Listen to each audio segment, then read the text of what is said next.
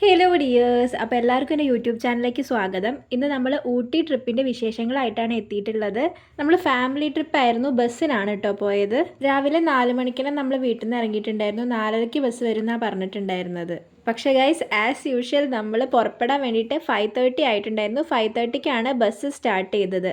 ട്രിപ്പിന് പറ്റിയ നല്ല വൈബുള്ള പിള്ളേരായിരുന്നു. പക്ഷേ എനിക്ക് കുറച്ച് ഫിസിക്കൽ ഇഷ്യൂസ് ഉള്ളതുകൊണ്ട് എനിക്ക് അത്രയും ആ ഒരു എനർജി മെയിൻറ്റെയിൻ ചെയ്യാൻ വേണ്ടി പറ്റിയിട്ടുണ്ടായിരുന്നില്ല. നാടുകാണിയും ഗൂഡല്ലൂരൊക്കെ നമ്മുടെ നാട്ടിൽ നിന്ന് വളരെ കുറച്ച് ദൂരമേ നമ്മൾ ഇടയ്ക്ക് വരാറുള്ളതാണ്. ഞാൻ ഇതിനു മുമ്പ് ഒരു ഷോർട്ട് വീഡിയോ പോസ്റ്റ് ചെയ്തിട്ടുണ്ട്. നിങ്ങൾക്ക് എല്ലാവർക്കും അതിൻ്റെ ചാനലിൽ നോക്കിയാൽ കാണാൻ പറ്റും. പിന്നെ ഈ കൂട്ടത്തിലൊരു പാട്ടുകാരി ഉണ്ടായിരുന്നു കേട്ടോ. അവളുടെ ഒരു പാട്ട് കേട്ടാലോ?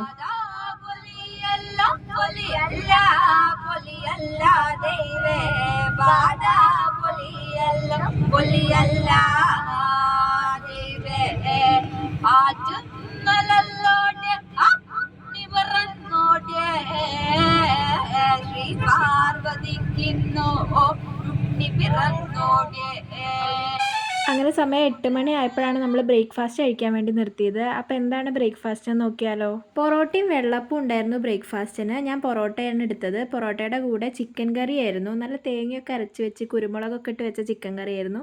നല്ല ടേസ്റ്റ് ഉണ്ടായിരുന്നു കേട്ടോ. എന്ത് വീഡിയോ ആയിക്കോട്ടെ, എനിക്ക് ഫുഡിനോടൊരു പ്രത്യേക ക്രേസാണ്. അത് നിങ്ങൾക്ക് എല്ലാവർക്കും അറിയണ കാര്യമല്ലേ. അത് കഴിഞ്ഞ് നമ്മൾ ഫുഡൊക്കെ കഴിച്ച് നമ്മൾ ആദ്യത്തെ സ്പോട്ടിലേക്ക് എത്തിയിട്ടുണ്ട്. സൂയിസൈഡ് പോയിന്റ് ആണ്. ഞാൻ ഏറ്റവും ടോപ്പിലേക്ക് പോയിട്ടുണ്ടായിരുന്നില്ല. ഞാൻ 1 മാസം മുമ്പ് ഇവിടെ വന്നിട്ടുള്ളതായിരുന്നു.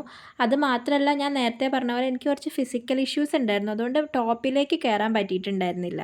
പിന്നീട് നമ്മൾ പോയത് പാഗൽ കൊടുമുണ്ടാണ്. ഷൂട്ടിംഗ് പോയിന്റ് എന്ന് പറയും. ഇത് രണ്ടും തന്നെ ഊട്ടിയിലെ കോമൺ ടൂറിസ്റ്റ് സ്പോട്ടുകളാണ്. നമ്മുടെ ഈ ടോട്ടൽ ഊട്ടി ട്രിപ്പിൽ ഏറ്റവും മോശമായിട്ടുള്ള ടോയ്ലറ്റ് ഇവിടെ ആയിരുന്നു കേട്ടോ. ജനറലി എങ്ങനെയാണെന്ന് എനിക്കറിയില്ല. ഞാൻ ഇവിടുത്തെ ടോയ്ലറ്റിൽ ആദ്യമായിട്ടാണ് പോകുന്നത്. ഏറ്റവും മോശമായിട്ട് തോന്നിയത് ഇതാണ്. അത് കഴിഞ്ഞിട്ട് ലഞ്ച് കഴിക്കാൻ വേണ്ടിയിട്ട് നമ്മൾ ഊട്ടി എത്തുന്നതിൻ്റെ മുന്നേ ഫിംഗർ പോയിന്റ് എന്ന് പറഞ്ഞ സ്ഥലത്താണ് വണ്ടി നിർത്തിയത്.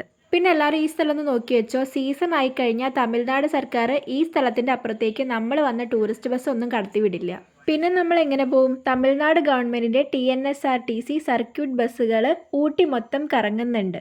ഇതുപോലെ ഊട്ടിയിലേക്ക് വരുന്ന ടൂറിസ്റ്റുകളെ ഊട്ടി മൊത്തം ചുറ്റിക്കാണിക്കാൻ വേണ്ടിയിട്ട്.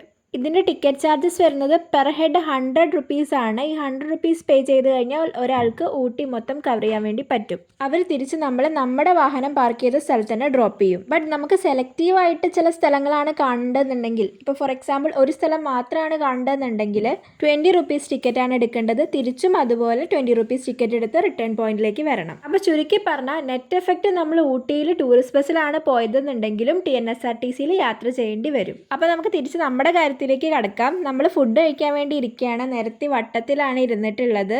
ഇന്ന് ഉച്ചയ്ക്ക് ബിരിയാണിയാണ് കേട്ടോ നമ്മൾ കൊണ്ടുപോയിട്ടുള്ളത്. ഇതൊക്കെ നമ്മൾ നാട്ടിൽ നിന്ന് തന്നെ ഉണ്ടാക്കി കൊണ്ടുവന്നിട്ടുള്ള ഫുഡാണ്.